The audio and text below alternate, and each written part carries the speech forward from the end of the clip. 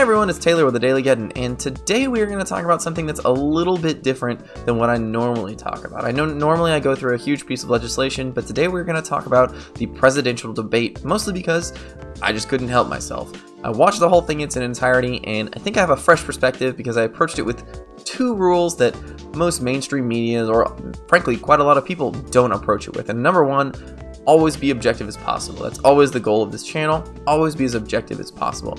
And number two, take everything within the context of the debate.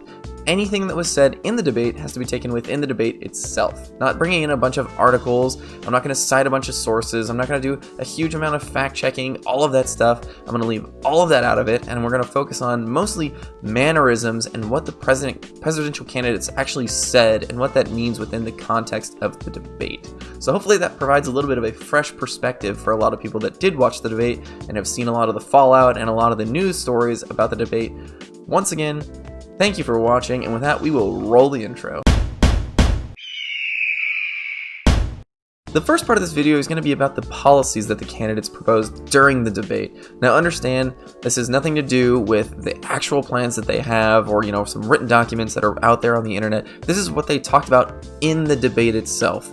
And these are some of the important things that I picked up on, and probably is not comprehensive because it was an hour and a half, it was very long, but these are some of the important things that I picked up on during the debate and some of the notes that I took. Now understand, Joe Biden is going to have a lot more of these notes because he is the challenger. He is not trying to prove that he needs to keep his job. He's trying to prove that he needs to take the job. So there's a lot more that he had to prove and come out with in this debate.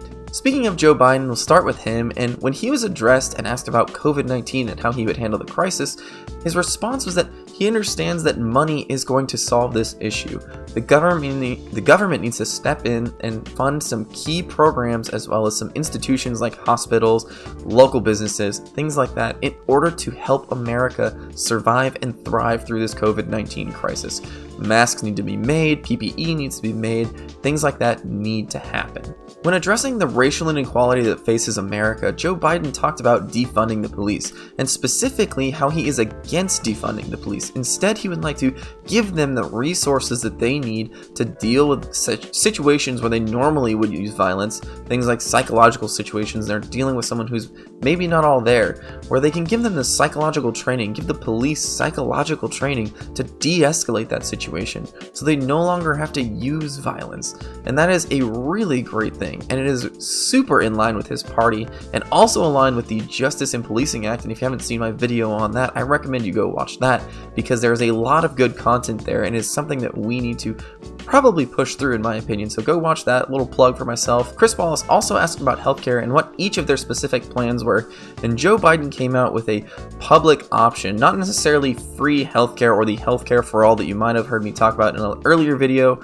or maybe you've heard Bernie Sanders talking about, but he came out with a public option that would allow competition within the private sector, and it'll allow those prices to hopefully come down and be competitive with the public option, but also a public option that is given to the poorest of people for free, to give them health care and allow them to take care of themselves. The last important point that Joe made was about net zero energy by 2035 and the work that he did to make renewable energy resources super cheap, or cheap enough to be at least competitive with things like coal plants or oil refineries, and how he is in favor of getting to that Green New Deal. Not necessarily the exact Green New Deal because he did denounce that in the debate, but something like a Green New Deal, something close to it. Net zero energy by 2035 is what he said. Moving on to Trump, most of the policy questions that Chris Wallace asked seem to be answered with headlines that Trump had just been storing up to hopefully maybe rattle Joe Biden about how Joe Biden's been in Congress for 47 years and done nothing, or about how crooked Hillary, or all these other nicknames, Pocahontas, whatever you want to call him. It seemed like he just had a bunch of headlines tucked in his pocket that he was trying to rattle Joe with the entire time.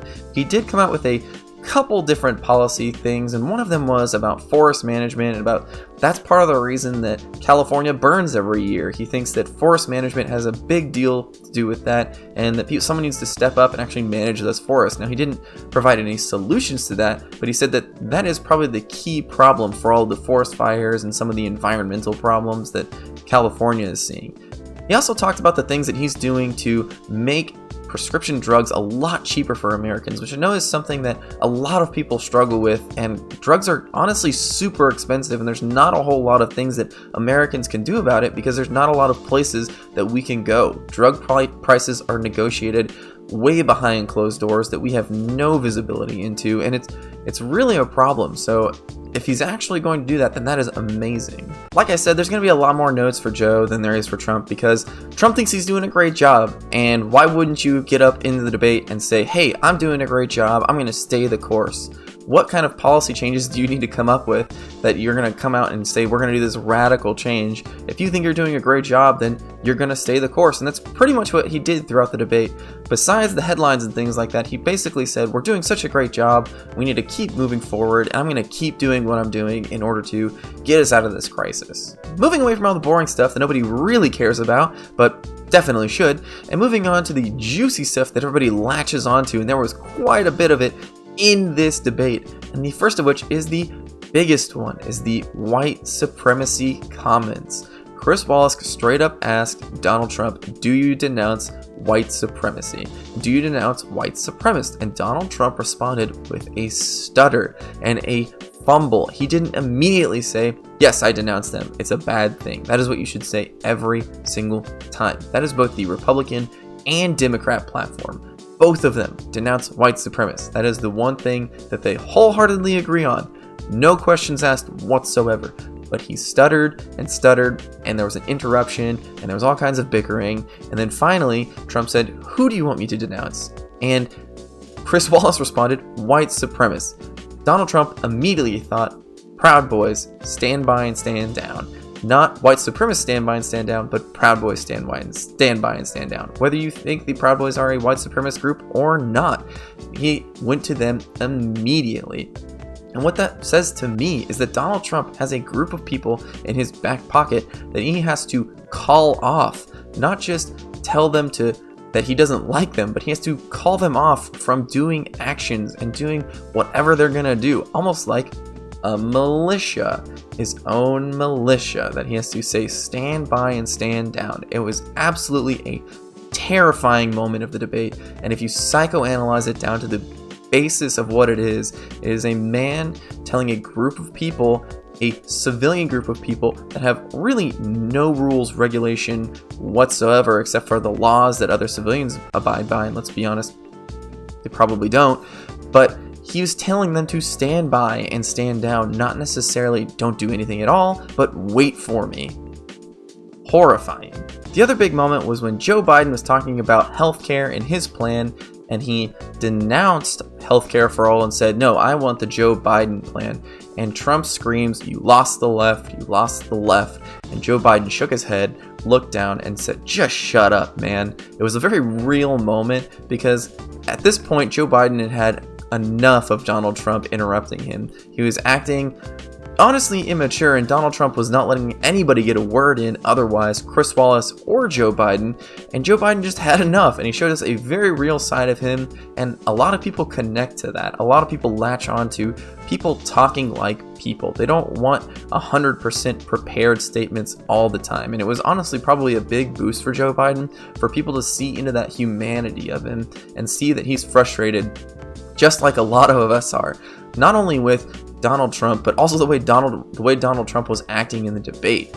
Hopefully, I don't know for sure, but myself and honestly my wife included, were looking at the debate and going, oh my god, this is horrifying, because it is just so awkward to listen to these grown men bicker like small children. And when Joe Biden looked down, shook his head, and said, just shut up, man, I thought, wow, that is exactly right. Just shut up. The ultimate thing that this debate is supposed to decide is it's supposed to swing people who are in the middle. And I think people who are in the middle might be a little bit tired of the irritability of Trump and how he comes out and just swings at anybody and anything that's in his way. That's exactly what he did in this debate. He came out unprepared, and it was showed in all of his incessant interrupting and not having a bunch of coherent statements put together and not having a lot of answers for the policy questions that Chris Wallace had. Joe Biden, on the other hand, had excellent coaching for this debate. he was probably told, I'm just guessing, but he was probably told to just disengage with Donald Trump. The more you can not talk to him, the better. And he did a really good job of that, because what Donald Trump will do is he will take you down to his level of yelling and being the loudest, and he will beat you with experience. And what Joe Biden did was basically cut him off completely. And he had a bunch of these big moments where he called people to action, to go vote. He looked directly into the camera, was very honest with people, and said, look, he cannot affect you. You need to go vote. Go and take your rights and make them your own. It was a very powerful moment. I think that moment in particular put him over the top in this debate. I think that's what made people in the middle, feel a little bit more like Joe Biden is on their side. He doesn't care whether or not he loses or wins as long as you participate. He said that multiple times in the debate. Look, if Trump wins, he wins. If I win, I win. But definitely go out and vote. I think it was a very powerful message. I think it spoke to a lot of people that might be teetering left or right. And I think in the end, he came out on top in this debate.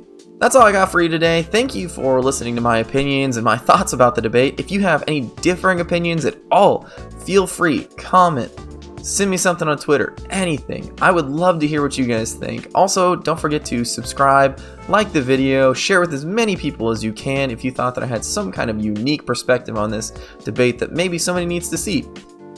With that, I will say thank you to everybody once again for watching, and have a good one.